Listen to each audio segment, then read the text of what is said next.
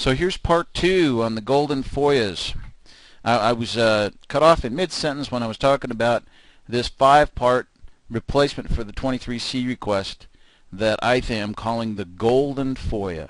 So that's why I think that what it does is it gets them in a box and provides a platform for us to fight liens, levies, and any kind of litigation at a later date. In other words, if there's no assessment, there's no tax due, and my lien package has the case law as part of some of the sample letters that are in it that say that where there is no assessment, there is no tax due. So let's move on to a few of these others.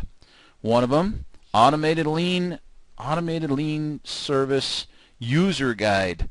There's actually a manual that shows how they're supposed to do automated liens, and you know, I think requesting this is provides an excellent opportunity to find more internal defects with their procedure. Internal defects are important for two reasons. One, on liens, Section 6323J of the Revenue Code, Internal Revenue Code, says that if there's an internal defect, if they have failed to follow their own procedure, that they have to withdraw the lien and notify your creditors.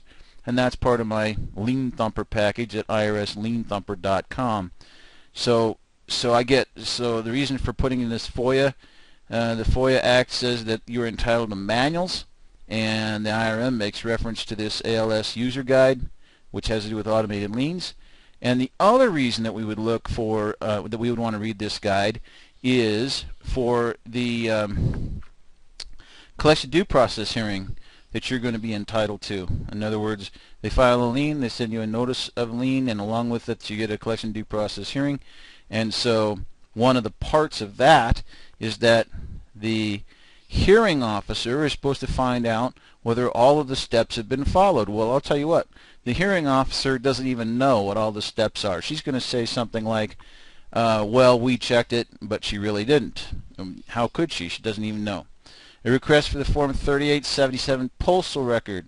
So what happens is they're supposed to send you that notice of lien out certified mail, and now I found in the IRM where it says that they're generating your own certified mail numbers and apparently putting a little green patch on the letter, and then they send it to the Postal Service and it's not really certified. And they're supposed to keep track of this for 10 years on a paper form signed by a postal employee, the Form 3877, and we have yet to see one. Apparently they never are generating those, keeping them. The post office isn't signing them or anything. So that's good for that. Another way, two things to fight them on. One, got to withdraw the lien because you failed to follow your internal procedure by keeping the postal record, proving when you sent it. Two, Treasury Inspector General says 95% of the time they don't send the notice of lien timely. They have a 5-day window and they don't make it. And so there's two bases for having your lien withdrawn. And here's a FOIA for the Levy postal record. There's 3 ways they can send you that notice of levy, and the IRM talks about all 3. And this request is show me that you really have sent that. And the reason that it's important is because that can make a difference.